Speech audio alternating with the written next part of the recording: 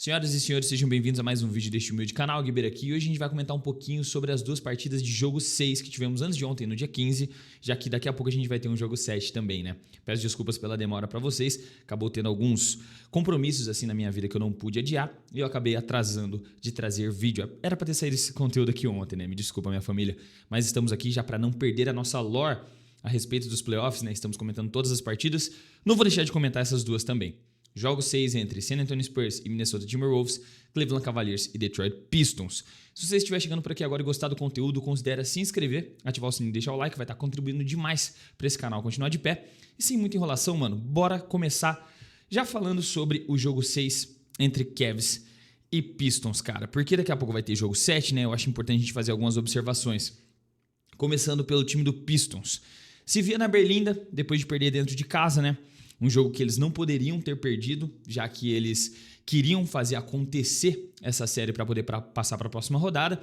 Só que, algumas observaçõezinhas interessantes sobre o Pistons. Eles entraram com um senso de urgência ativado, jogando fora de casa, tendo que enfrentar um adversário que vinha grandão depois de uma vitória fora de casa, né? Todo mundo esperava que o Cleveland pudesse fechar essa série dentro de casa pelo retrospecto bom. O time não perdeu nenhuma partida fora de casa, quer dizer, não perdeu nenhuma partida dentro de casa, apenas fora de casa.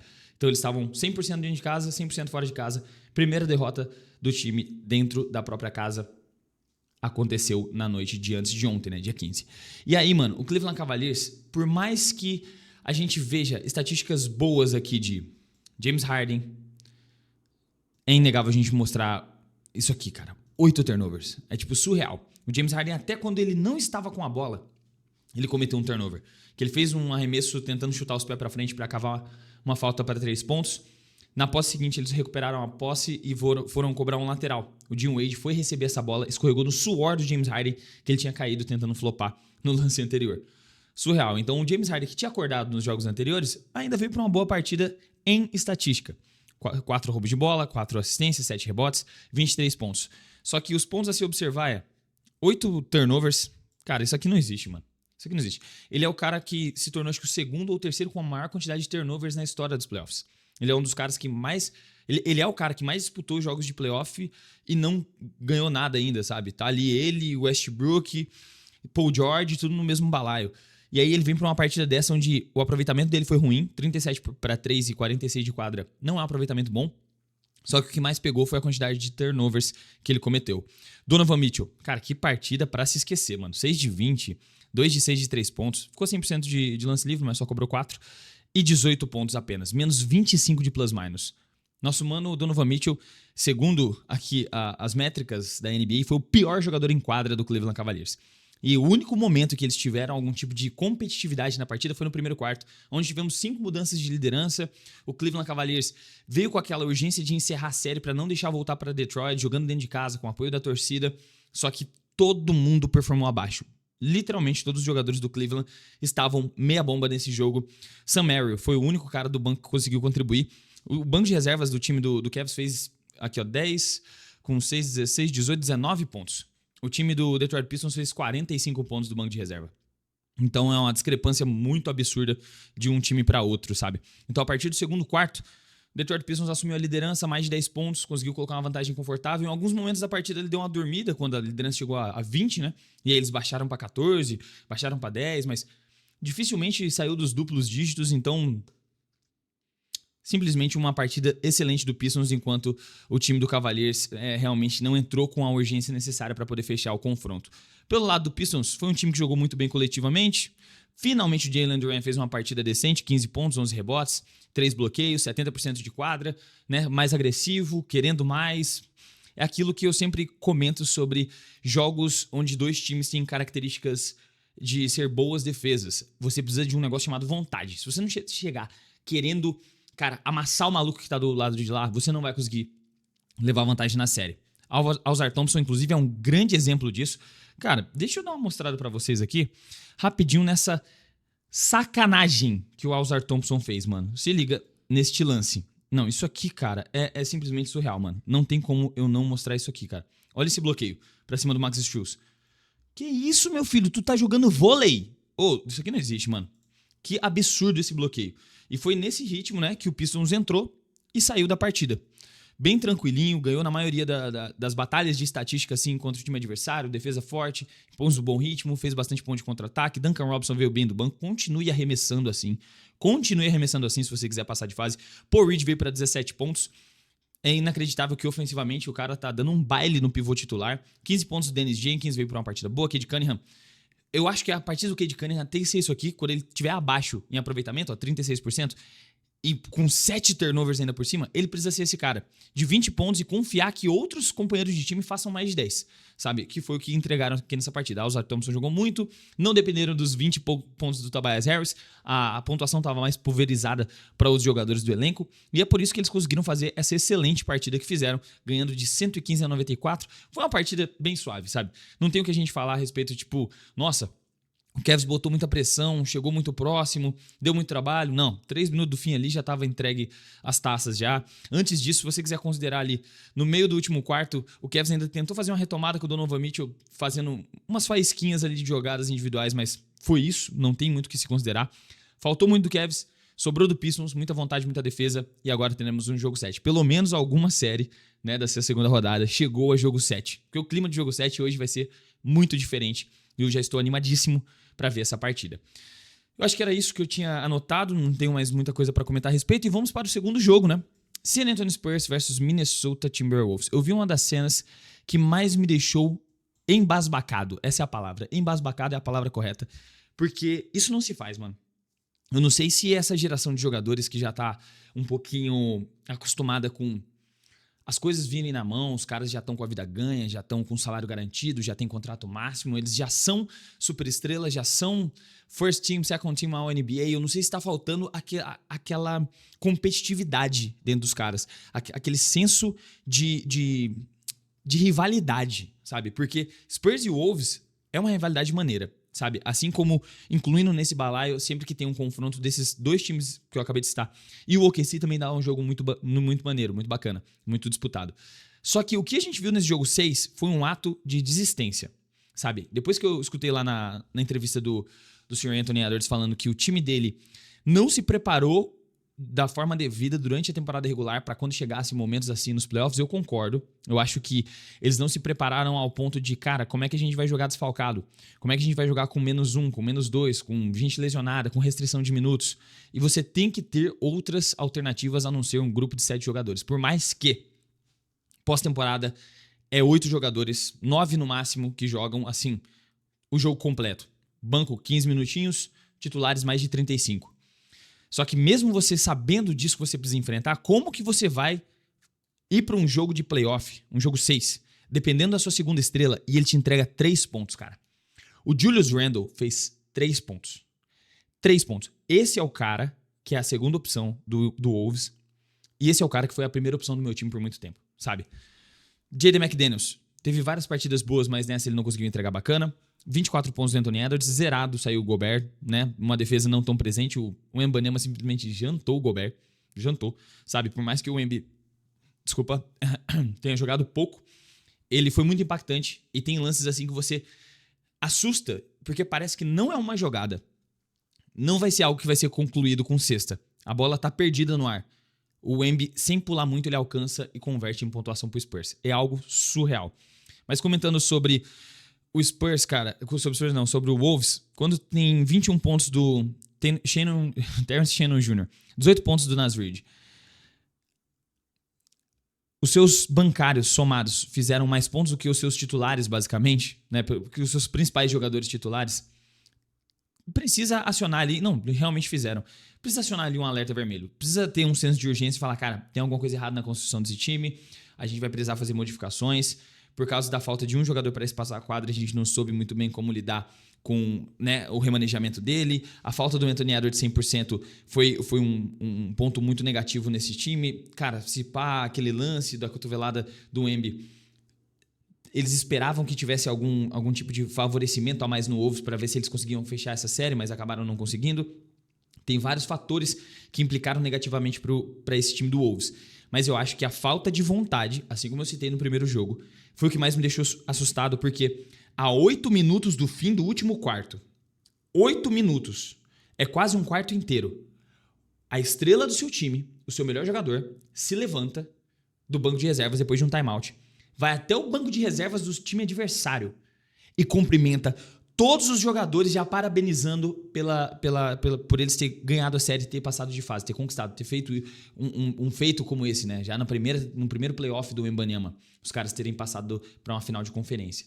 Isso não é o tipo de atitude de um time competitivo, não é o tipo de atitude de um time que tem sede de vencer, que tem sede de não entregar os pontos até o último segundo. Beleza, já estava 30 pontos de vantagem? Já estava 30 pontos de vantagem. Mas só que você não faz isso, mano. Você espera o final do jogo, cumprimenta todo mundo, parabeniza os caras e vai pro vestiário, sabe? Então, esse tipo de atitude do Anthony Edwards mostra o quão, cara, fraco, assim, com questão à competitividade, esse Wolves foi. Nessa série em específico, né? É um time que vem muito competitivo nos últimos anos, teve múltiplas vezes em finais de conferência, é muito capacitado, tem vários nomes absurdos aqui nesse elenco, só que mostra que os caras não entraram com a vontade de vencer que o Spurs entrou, mano. A molecada entrou querendo debulhar o Wolves e tirando os primeiros minutos de jogo, essa partida não teve competitividade alguma. Eu não lembro nem quantos minutos o Wembanyama jogou, pra vocês terem uma ideia. O Wembanyama jogou 27 minutos, cara. 27 minutos apenas. Não chegou nem a 30, sabe? O melhor jogador do time adversário não precisou jogar 30 minutos, porque a 8 minutos do fim, o time já tinha desistido. O time do Wolves já tinha entregado a toalha. Beleza. Parecia que nada dava certo pros caras. Nada caía. Os caras nem... Mano, olha a quantidade de turnovers. Eles tiveram só 5 turnovers. 5. E mesmo assim, eles perderam essa partida por 139-109. Inclusive, esse cara que tá na capa aqui, ó, dando essa enterrada, ele foi o motor do Spurs. Ele... é muito jovem, pô, surreal, mano. O Stephon Castle, acho que ele tem 21 anos ainda. O Wembanyama tem 22, né? O Stephon Castle veio para 32 pontos, 11 rebotes e 6 assistências. A vantagem de 30 pontos estava toda nas costas do Stephon Castle. Ele estava simplesmente inerrável. O cara fez um double-double de rebote com 6 assistências, entregando apenas 2 turnovers. Ele era forte demais, ajudando defensivamente, sabe? Ele é surreal, um dos melhores defensores de perímetro. A dupla Wembanyama e Stephon Castle, se eles não estiverem no primeiro time ideal de defesa, é loucura. Ou se os dois não estiverem nos times ideais, né? Pelo menos de defesa, é loucura. Porque é literalmente o cara que para, ameniza, desacelera, tira o ritmo de jogo do Anthony Edwards e ainda por cima, quando chega lá dentro do garrafão que o Anthony Edwards passa por ele tem que encontrar o Wembanyama lá embaixo. E outra, o Stephon Castle marcou bem o Julius Randle, marcou bem o McDaniels, marcou bem vários jogadores que tem uma estatura, um peso muito acima da categoria, digamos assim, dele, mano. Então, eu sou muito fã do senhor Stephon Castle, velho. Absurdo quanto esse moleque entrega. De'Aaron Fox veio para um jogo excelente de 21 pontos, 19 pontos do Wembanyama com 6 rebotes e 3 tocos, ele não precisou fazer nada de muito alienígena para poder sair com a vitória. Devin Vassell, 11 pontinhos com 3 bolas de 3, é isso, sabe? Jogo fino do menino. 18 pontos do Julian Champagne com 4 bolas de 3 também. Olha o espaçamento da quadra desse time, mano. 5 bolas de 3 do Castle, 3 bolas de 3 do De'Aaron Fox, 3 bolas de 3 do Vassell, 4 bolas de 3 do Champagne. Só faltou a do Wemby, né? Que nem precisou cair porque, né, o placar já tava pro zaralho. E do banco de reservas tivemos assim, uma pontuação bem pulverizada, né? Todo mundo entrou em quadra, basicamente, porque o time não precisou jogar o último quarto, basicamente. Depois do primeiro... Eu lembro de escutar o Bugarelli, nosso querido Ricardo Bugarelli, inclusive, um beijo no seu coração, você é referência, lenda demais. Fiquei sabendo que ele falou a respeito de mim numa transmissão recente. Ele, no segundo quarto, tinha falado "It's over, baby". No segundo quarto, o jogo já tinha acabado. A postura de quadra, a postura dos jogadores do Minnesota Timberwolves já tinha indicado que esse jogo tinha ido pro zaralho. Os caras não queriam ganhar essa partida, pô. Time que quer ganhar não tem esse tipo de postura que eu vi do time do Wolves. Por exemplo, do Julius Randle errar o lance no ataque, o time do Spurs pegar o rebote e na hora da transição ter 5 contra 4, 5 contra 4 era 4 contra 4 porque tinha alguém chegando no trailer ainda. E o senhor Julius Randle voltando andando pra quadra de defesa. Mano, isso pra mim é inadmissível de um jogador profissional de basquete que tá numa série de playoffs, num jogo 6, querendo levar pra jogo 7. Não existe, tá? Então, vai ser uma off-season longa pra vários times e nele eu incluo o Wolves, porque eles vão precisar reformular essa estrutura que eles têm na mão hoje. Vão precisar de mais um arremessador, já que o Donte Vincenzo não vai voltar até o ano que vem, até os playoffs do ano que vem. Então a gente não sabe nem como que ele vai voltar, se ele vai voltar 100%. Eles acharam pelo menos um armador confiável para agora dar continuidade ao trabalho, já que eu acho difícil do Mike Conley aguentar mais muito tempo. Dá para ver que a idade tá pesando o homem. Eles vão precisar de espaçamento, vão precisar de uma segunda estrela mais confiável do que o Julius Randle, porque a equipe de apoio dá pra ver que tá muito bem montada, sabe? O Rudy Gobert, ele é o cara que não precisa pontuar pra ser efetivo nesse time, apesar dele ter sido amassado nessa série pelo Wembanyama. Só que contra o Embi não tem muita coisa que você possa fazer, sabe? Mesmo o cara tendo parado o Jokic, o Embi foi demais pra ele. McDaniels, ele foi excelente. Teve um pouco de oscilação, assim, pelo que ele entregou na ausência do Anthony Edwards, mas com a volta do Anthony Edwards, a gente já esperava que ele desse um passo pra trás. Agora o grande ponto é o que o Wolves vai fazer pra modificar e ainda trazer bons resultados, tendo em vista os bons jogadores que eles têm ali na mão. São muitos jogadores jovens também, mas eu tô ainda curioso pra saber como que eles vão dar sequência. Eu não vejo o Julius Randle continuando nesse time. Eu não vejo o Mike Conley estendendo mais 2 anos de contrato, por exemplo, não vejo. Então vai ter... Cara, tem muito jogador aqui que recebe um contrato ali que dá pra ser manipulado pra tentar trazer num pacote com o Julius Randle uma segunda estrela, como por exemplo Kyle Anderson.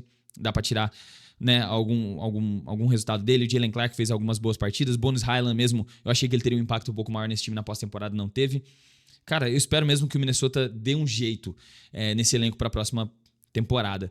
E aqui pelo Spurs, cara, a gente tá vendo nascer um time que tem capacidade de ganhar aí seus 3 títulos. Com esse core de jogadores aqui, ó, Castle, Harper e o Wembanyama. Pode incluir Vassell e Champagne também, que são muito jovens. De'Aaron Fox, ele vai ter ali umas 2, 3 temporadinhas com esse elenco aí. Depois eu acredito que ele vai servir como moeda de troca, tendo Stephon Castle e Dylan Harper assumido oficialmente o posto de armador 1 e 2 desse time, cara. Mas surreal, mano. 139-109, um passeio do time do Spurs, merece muito uma final de conferência e me dá muito medo saber que o Wembanyama, em 3 temporadas, 3, já está numa final de conferência, ganhando defensor do ano de forma unânime, né? Ficou ali na corrida top 3 de MVP, mas como a gente já sabia que iria acontecer, ficou com o Shai Gilgeous-Alexander. E agora é isso, teremos um Spurs versus Oklahoma City Thunder, cara.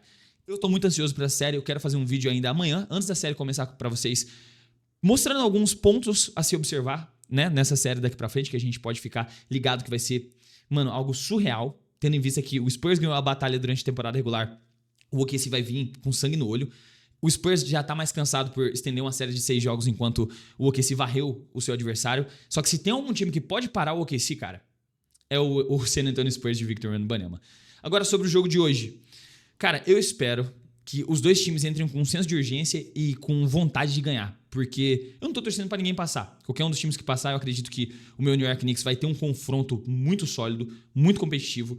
Mas mesmo sendo um confronto muito sólido, muito competitivo, eu ainda tô mais pelo New York Knicks contra qualquer um desses dois que passe. Por conta de construção de elenco, profundidade, espaçamento, sabe, fit de jogadores, experiência em playoffs, principalmente que a gente chegou numa final de conferência ano passado. E é isso. Cara, os playoffs são maravilhosos, só isso que eu tenho pra comentar. Isso era o que eu tinha pra trazer pra vocês no vídeo de hoje. Esse vídeo vai pro ar sem nenhuma edição. Quero um feedback de vocês aqui nos comentários. O que vocês acharam nesse primeiro conteúdo sem nenhuma edição.